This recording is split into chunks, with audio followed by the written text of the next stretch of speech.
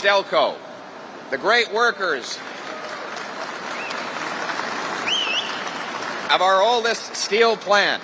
Here they are, the greatest workers in the world in this 115-year-old plant. 4 generations, over a century. Workers from around the world came to call Canada home. And when they arrived in Hamilton, they were given a chance to work making steel. Now, all these years later, these workers continue to galvanize and roll that steel. They bring it to the market in countless different products that Canadians take for granted. They built this city. They built the hammer with their hard work. They are the backbone of our nation. We used to have a promise in Canada. Here was the deal. Hard work got you a powerful paycheck that bought an affordable home and food in safe neighborhoods. That deal, like everything else after 9 years of Justin Trudeau, is broken. Inflation is at a 40-year high. Housing costs have doubled nationwide and tripled in Hamilton. It's now impossible for your standard manufacturing job to pay enough to buy a home in most major markets. Housing costs have risen faster in the last 9 years in Canada than in any other G7 country, and they're almost twice as high as in the neighboring United States towns. Crime, chaos, drugs, and disorder are rampant in our streets. And you would think that the NDP would be outraged by this. They used to stand up for the working men and women. But nope, they've signed on. Jagmeet Singh is delaying the election until next year when he qualifies for a pension. $2.2 million, paid for by these hardworking people. Sell-out Singh has betrayed these workers. He gets his pension, Trudeau gets power, these workers get the bill. Now, Trudeau's policies have gotten even worse. He's bringing in a 61 cent a litre carbon tax. That will add up to $300 million in costs for this plant alone, bleeding more of our jobs and paychecks to other countries around the world. As a result, Canada's middle class is now far poorer than the United States. We have the slowest growing economy in the OECD. Our economy has shrunk more than any other G7 country, most of which have actually grown. The carbon tax is killing $25 billion a year of wages and other benefits for families, and he's blocking resource projects so oil, gas, and mining production go to dirty dictatorships rather than coming here to Canada. Meanwhile, the Communist Party in Beijing, which Justin Trudeau says he admires so much, is exploiting weak labor and environmental standards to produce artificially cheap steel, aluminum, and EVs that create more pollution. They have stolen technology from Western countries, limited access to global supply chains, and have massively subsidized steel, aluminum, and EV industries. They're doing this with the goal of crushing our steel, our aluminum, and our automotive production and taking our jobs away. Trudeau has failed to protect our workers against this economic predation. In fact, he's refused to match U.S. tariffs on Chinese-made electric vehicles. The U.S. first introduced tariffs to counteract Chinese-made vehicles years ago, and other tariffs have now been in place for 6 years. Meanwhile, Trudeau has done nothing to protect our workers and our jobs. Worse than that, this is where it gets really crazy. He's giving out rebates for people to buy Chinese-made cars. So let's get this straight. Justin Trudeau and sellout Singh want to give taxpayer-funded subsidies for buying Chinese-made cars, while they impose tax penalties on the manufacturing of Canadian-made cars. No wonder hundreds of billions of dollars have left our country and are creating jobs in other countries. Canada's workers are the best in the world. They deserve powerful paychecks and a Prime Minister who will protect them. Rather than allowing authoritarian overseas governments to steal our jobs with their low labor standards and poor environmental policies, we're going to bring home those paychecks to Canada. Bring home our jobs. Thank you.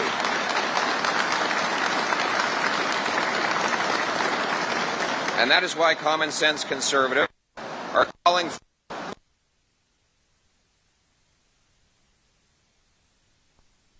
EVs entering Canada. 2, a 50% tariff on semiconductors and solar cells. 3, a 25% tariff on steel and aluminum, graphite, and other critical minerals, EV batteries, battery parts, permanent magnets, and ship-to-shore cranes. And 4, the cancellation of taxpayer-funded rebates for Chinese-made vehicles.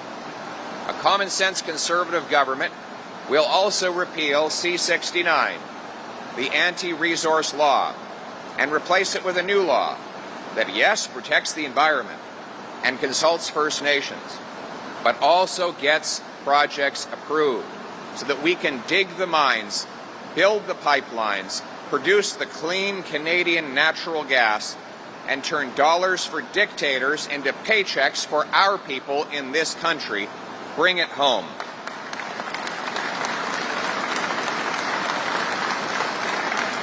Within 60 days of becoming Prime Minister, I will launch a tax reform task force to design for me a bring it home tax cut. That will be a tax cut on work, investment, and making stuff in Canada. We want this to be the best place in the world to invest in a new steel mill, dig a new mine, hire another worker. We will bring home powerful paychecks and production to this country. Very simply, when you look around here at this amazing coiled steel, the best products in the world, we want these products made by our workers on our land under our flag. That is what it means to bring it home. Thank you very much.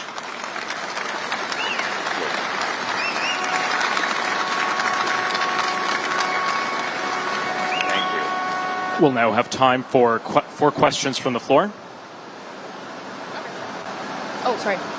Hi, good morning. Simone Gavros with CHCH News. My question is related to safety in the city. The Tax Court of Canada in downtown Hamilton recently closed, and they were citing gun violence safety in the city there. My question is, what's your reaction to this, and what are Conservative MPs doing to address gun violence in cities similar to Hamilton? Thank you for an excellent question. It's really tragic that our once safe cities have been taken over by crime, chaos, drugs, and disorder. Trudeau and the NDP have brought in catch-and-release criminal justice policies that allow the same repeat violent gun criminals to be released within hours of their arrest to do the same crime all over again. Trudeau has failed to protect our borders against gun smugglers, and that's why the guns keep coming in. Licensed, law-abiding, trained and tested hunters and sport shooters are not the problem. The problem is the criminals. So Common Sense Conservatives will repeal the NDP Liberal catch-and-release criminal justice policy and bring jail and not bail for repeat violent offenders. We will secure the borders to stop smuggling of firearms, and we will pay for it by ending the insane confiscation of hunting rifles. Justin Trudeau blames Grandpa Joe's hunting rifle. I know Grandpa Joe is not the problem. The problem is the criminals we need to lock up and the smugglers we need to block. I want to protect Canadians from criminals. He wants to protect turkeys from hunters. You decide which one makes most sense. Thank you. Thank you. Next question. Good morning, Mr. Poilievre. David Menzies with Rebel News. Staying with the theme of bringing home our jobs, the unemployment rate for young people aged 15 to 24 has jumped in the past year from 10.6% to 13.5%. That's nearly an increase of 3% in just 1 year. There are 422,000 young people unemployed. And yet the Trudeau Liberals have brought in more than 750,000 temporary workers. And these workers are taking the jobs that normally young Canadians would start out with, fast food jobs, convenience store jobs, etc. Why are we bringing in cheap foreign workers to undercut young Canadians just so that massive corporations like Tim Hortons can save a few bucks an hour? And what would a Conservative government do to reverse this trend? Thank you very much. Look, Trudeau's destroyed our entire immigration system, and he has expanded the temporary foreign worker program by well over 200% at a time when we're losing jobs. When I was responsible for that program in 2015, we had only 60,000 temporary foreign workers.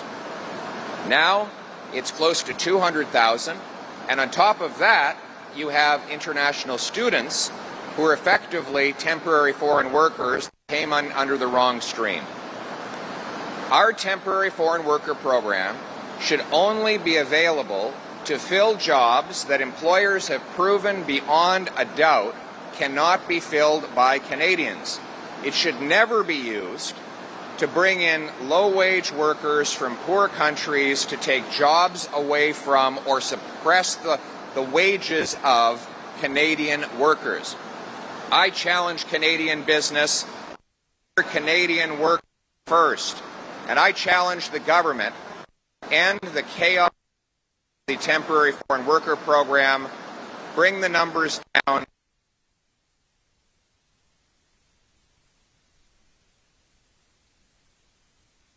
affordable home and food in safe neighborhoods. Thank you. Thank you. Next question. Bonjour Monsieur Poilievre, Jessica Chen pour Radio-Canada. Ma question concerne les tensions au Moyen-Orient. Cela fait un moment que le gouvernement fédéral demande aux Canadiens de quitter le Liban, mais aucun plan d'évacuation d'urgence n'a été mis en place. Alors, est-ce que, selon vous, la réponse canadienne est suffisante? Et sinon, qu'est-ce que le gouvernement devrait faire de plus? Merci. Ça montre encore l'incompétence de ce gouvernement. La réalité, c'est que Israël essaie de se défendre contre l'agression d'Hezbollah, d'Hamas et surtout de Téhéran. Les terroristes continuent d'attaquer Israël, causant une instabilité. Nous devrions contrer les terroristes, mettre en place des sanctions sévères contre l'Iran pour punir des chefs et des terroristes là-bas. Nos forces policières devraient arrêter tous les gens qui s'impliquent dans le groupe terroriste iranien qui vient d'être banni ici au Canada. Et nous devrions aussi protéger le Canada contre les menaces terroristes qui malheureusement augmentent à travers le monde maintenant. Merci beaucoup. Thank you. Next question. Sorry. Do I hold it? Okay. Hi. Sorry. I'm Kara. I'm from Flamborough today. I guess more jobs, bringing jobs home, that's one part of the puzzle. The cost of living is extremely high. I think everybody behind you can probably attest to that. What is the plan, I guess, when it comes to the grocery store, when it comes to the cost of rent, that sort of thing? Is there something you have in mind? Yeah, thank you. Thank you. Terrific question. You're right. After 9 years of Trudeau, everything costs more. Work doesn't pay. Housing costs have literally doubled. Here in Hamilton, they have tripled. My common sense plan is to axe the tax, build the homes, fix the budget, and stop the crime. Axe the tax, build the homes, fix the budget, and stop the crime. We will axe the carbon tax to lower the cost of gas, heat, and grocery bills, and to make Stelco competitive so that it doesn't have to lay off these workers. Trudeau's carbon tax will probably shut down this steel plant if he goes ahead with the increases that he's promised, while continuing to bring in cheap subsidized steel from China. Second, we need to fix the budget. By capping government spending and cutting government waste, we can bring down debt, inflation, and interest rates. And finally, we need to build the homes. I will require municipalities free up land, speed up permits, and cut building taxes as a condition of getting their federal funding, with the goal of building 15% more homes per year. The reason housing is unaffordable? We don't have enough homes. We have the fewest homes per capita in the G7, even though we have the most land to build on. That's because of our horrendous bureaucracy. I will require local governments clear the bureaucracy to build 15% more per year. We'll sell off 6,000 federal buildings, thousands of acres of federal land to build, build, build. And we'll back the trades, because we need boots, not suits, to build the homes of the future.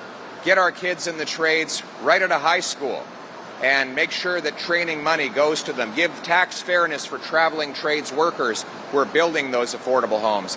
That is how we will make it possible for people to earn a powerful paycheck that buys affordable food, gas, and homes in safe neighborhoods. Thank you. In French. Merci beaucoup. Notre plan de gros bon sens, c'est-à-dire de couper taxes et impôts, bâtir des logements, réparer le budget et stopper les crimes. On va couper les taxes carbone et les impôts pour rendre le travail payant encore. Nous allons bâtir des logements en insistant que les municipalités enlèvent la bureaucratie pour permettre la construction de plus de 15% d'augmentation par année. 15% plus de construction chaque année. Et troisièmement, nous allons réparer le budget en plafonnant les dépenses pour réduire les déficits, l'inflation et les taux d'intérêt. Le but, c'est encore d'avoir un pays où le travail fort vous donne un grand chèque de paie qui achète de nourriture, de logement et de l'essence abordable dans des communautés sécuritaires. Thank you. Thank you. This will be the final question. Good morning, sir. Global News. My question is to do with a terror attack plotted in Toronto. And one of the two men charged with plotting the terror attack in Toronto, he came to Canada from abroad and became a citizen after he's alleged to have appeared in an ISIS video dismembering a prisoner of ISIS. Would you dedicate more resources to security screening in the immigration and citizenship system? Yes. Justin Trudeau spends our resources trying to ban plastic straws and hunting rifles, while he opens our borders up to potential terrorists and other security risks.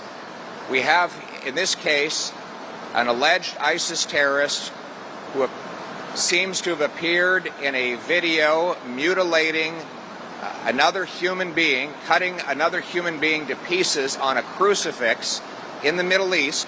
And then this person who allegedly did this act was granted access to this country and has been newly charged with another alleged terrorist offense on our soil.